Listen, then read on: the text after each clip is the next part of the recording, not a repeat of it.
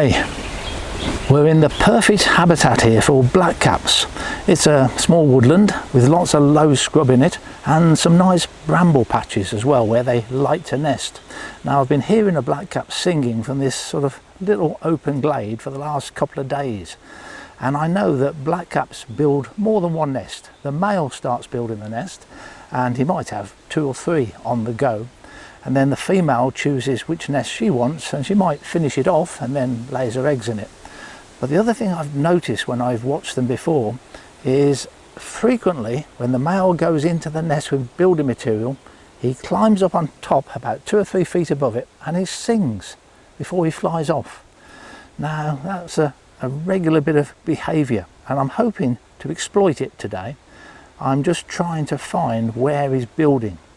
I stand far more chance if I go and fetch the hide.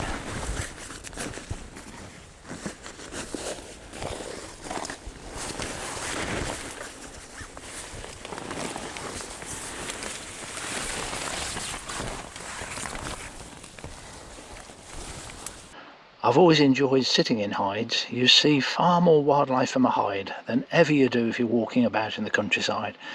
Things appear that you just didn't know were there. But more importantly, that blackcap will now completely ignore me. I'm out of sight, so he's taking no notice of me now. I stand far more chance of being able to pin down what's going on. I didn't bring any camera equipment with me at this point. I'm just wrecking at the moment, just trying to pin things down. And it's not quite midday, but the sun is still very high in the sky, so it's not good photographic light at the moment. This is just the research time. And just occasionally you see the blackcap, but you need to be flexible and keep changing your position.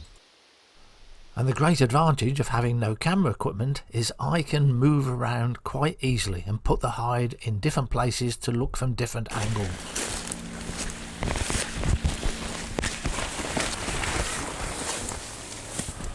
And several hours later, I feel I've got this blackcap pinned down. It's time to set the camera up. My usual kit, the OM-1 with the 150 to 400mm lens.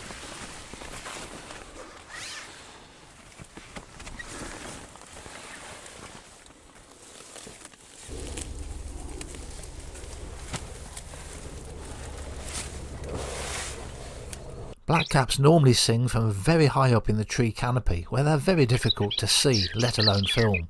So here the advantage is the bird is low down. On the other hand, they don't stay and sing very long. It's normally very brief and then off they go to collect some more nest material. The setting here is very messy. This would not suit a stills picture at all. I wouldn't bother taking a stills picture with all these twigs about. But on video, it doesn't seem to detract too much from the picture at all.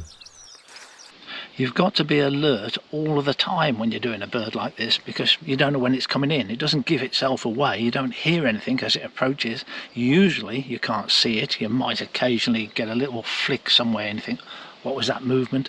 But usually you don't know. Then suddenly it starts to sing, and of course you can't see it all the time.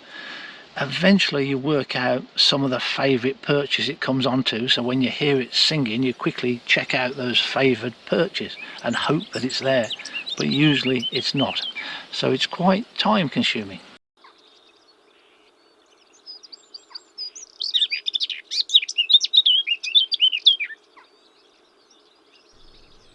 I like this particular setting when it's on this bramble. But they have regular perches, so you get used to where they are likely to pop up.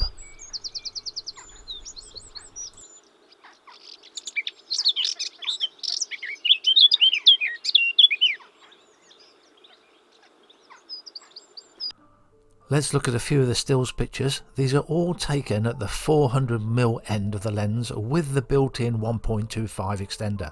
So that's a 500mm lens, the equivalent of a 1000mm lens on a full chip camera. So I'm quite a distance away from the bird. Shutter speeds varied between 2500th to 4000th of a second with the lens wide open, and my usual ISO, which is 1600. The shots I liked best were on the bramble and in fact this particular bramble, and when the bird's got his mouth wide open in song, that's my favourite picture. And on a different visit I managed to get the same perch with video.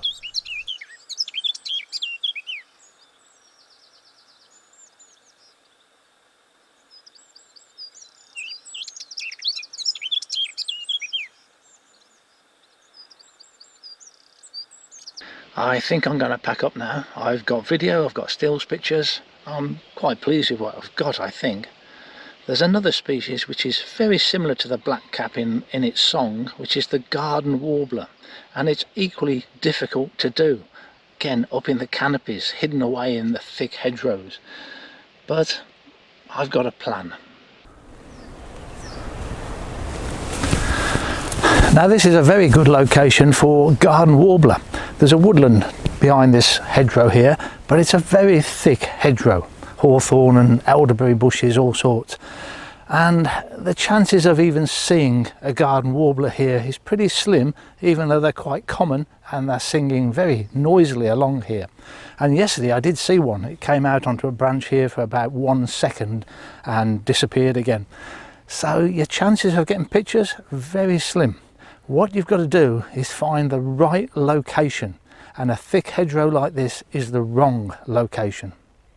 So I've moved location. Where I was on the previous shot is about 20 metres that way on the other side of that thick hedgerow. It's taken me several minutes to get here because you have to walk all the way around, but this is my local patch, so I know that this little woodland is here and I know what it's like. It's an open woodland. The trees aren't huge, but again it's that typical garden warbler habitat, but I stand a chance now. They sing amongst these trees fairly out in the open rather than that thick hedgerow canopy. Nevertheless, this is a typical view of a garden warbler. They don't like to show themselves, much like a nightingale or a blackcap. They're all the same, sing inside the canopy. You've got to put the time in. Eventually it will show itself. I'm going to take a different approach to the blackcap. Instead of using the hide, I'm going to try and do this on foot. From past experience, I'm going to stick my neck out and say garden warblers are slightly more approachable on foot than blackcaps are. And when it's inside the canopy like this, then I think I stand a good chance. There is a disadvantage to sitting in hides. You do have a restricted viewpoint. But then I was trying to pin down that blackcap to a certain perches. Well, with the garden warbler I'm not. I'm going to walk about, probably not move very far, just going to stay in this little location because they're singing from here. But I think it will come out in the open at some point and show itself. And it did. It came out and showed itself, but not very often. And it's a very time consuming game. And there are days when you try it and you just don't get anything at all. The first of the stills pictures that I managed, I don't really like this because of that out of focus silver birch. I can tone it down a bit, but I still don't like it. I can crop the picture to avoid it, but now it's just too big in the frame. I like a bit of space around my birds. The branch across the bird's belly really spoils it as a stills picture, but it would be okay as a video. And now I've got one fairly out in the open. The same focal length lens for these pictures, but the shutter speeds were generally lower because I'm inside this canopy, about 500th to 1,000th of a second. But you're on a heavy tripod, so it shouldn't be a problem. That's it, I'm going to wrap up for today. I've got pictures of the garden warbler and I've got some video, nowhere near as much as I got of the blackcap, but I've got something, and it's a very difficult bird to photograph, so you've got to be pleased if you get anything at all. I'll just mention the SD card problem that I had a few weeks ago. I mentioned it on YouTube. I'd got a 128 gigabyte card that was taking about, I think it was 59 seconds to empty the buffer to that card, whereas if I put my 64 gig in, it would only take about 9 seconds. Several people contributed thoughts as to what the problem might be, and I've come to a conclusion now. I tried out some of the things that people suggested. First of all, I brought another 128 gigabyte card, and the same speeds as well. They're all the same speed, 300 megabyte speed. And then I tested the 228s and I got the same discrepancy. One would empty 9 seconds, the other 59 seconds. Then I put the suspect card into the computer, formatted it, but I took the quick format option off, so it took about 29 minutes to format the card, and then tried it again. But this time I really just tested it on the computer. So I'd copy pictures to it on the computer, then put one of the other cards in, and always the other cards were much faster. So somewhere along the line I have bought a fake SanDisk card. I'm surprised because I've been buying my cards from reputable dealers rather than eBay for some time, having got caught out years ago with a CF card. So I don't know where I did it, or somehow I've swapped my card with somebody else. That's a possibility. When you're traveling with other people, you might get your cards mixed up. But anyway, I've decided it must have been a fake card. Thanks for everybody for contributing ideas on what the problem might be. Thanks for watching.